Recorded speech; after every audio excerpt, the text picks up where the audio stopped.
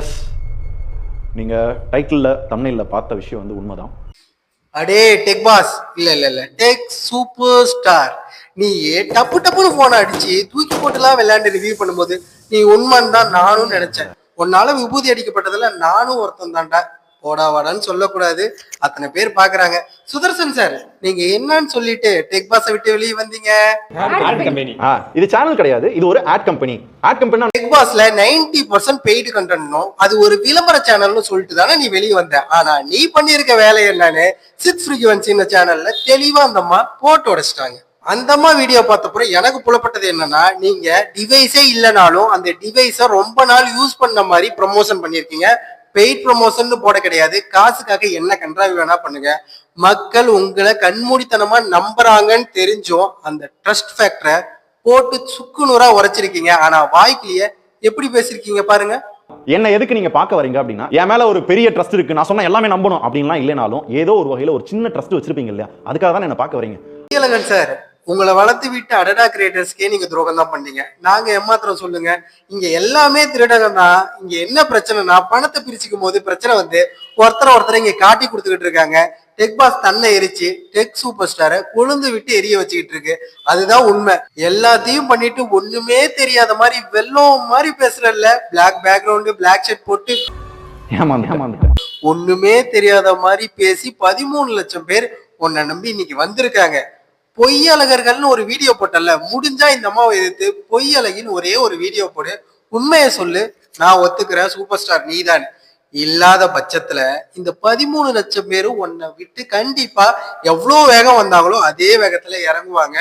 ஏன்னா மக்கள் எப்போதுமே முட்டாளா இருக்க மாட்டாங்க. நீ முட்டாளாக்க ட்ரை தான் பண்ணிருக்க, மாட்டிக்கிட்ட பங்கு எல்லாம் இருக்கட்டும்.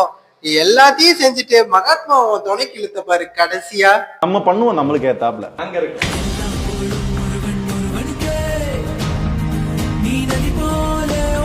அதை ஒழுங்கா படிச்சு நீங்க திருத்துற வழியை பாருங்க. அப்புறம் முக்கியமான விஷயத்த பரத்துறாதீங்க. கண்டிப்பா மெய்யழகி வீடியோவை சீக்கிரமா அப்லோட் பண்ணுங்க. எல்லா ஆடியன்ஸ் கூட நானும் வெயிட் பண்ணிட்டு இருக்கேன். சீக்கிரம் அப்லோட் பண்ணிருங்க. இப்ப வந்து ரிவ்யூ மாதிரினா சொல்லு, நான் உனக்கு இன்னைக்கு இந்த ஸ்கிரிப்ட் என்ன வீடியோவே தரேன்னு சொல்லி எனக்கு பேசுங்க.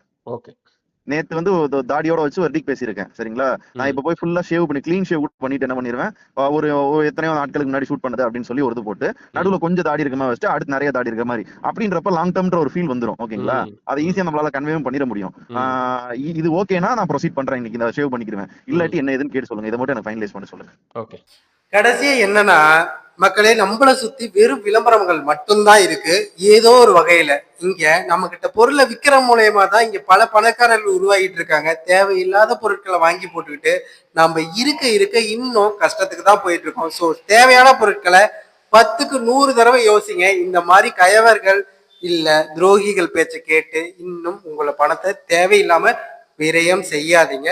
அப்புறம் எங்களோட கிரியேட்டிவிட்டியும் போச்சு, எங்களோட கண்டென்ட்டும் போச்சு, எங்களோட ஃபீட்பேக்கும் போச்சு, அந்த கண்டென்ட்டை பாக்குறவங்க நீங்க எங்க மேல வச்சிருந்த ட்ரஸ்டும் போச்சு. அப்புறம் சித் மேடத்துக்கு ஒரு கொஸ்டின் என்னன்னா, இவ்வளோ தவறுகளை உங்களால எடுத்து சொல்ல முடிஞ்சா லீகலா இவங்க எவ்வளவு இல்லீகலா வேலை செஞ்சிருக்காங்கன்னு ஒரு கேஸ் ஃபைல் பண்ண முடியுமா, ஜெயிக்க முடியுமா? நம்ம ஒரு தடவை ஜெயிச்சிட்டா இது மாதிரி பல தவறுகள் நடக்கிறதுல இருந்து மக்களை காப்பாற்ற முடியும்.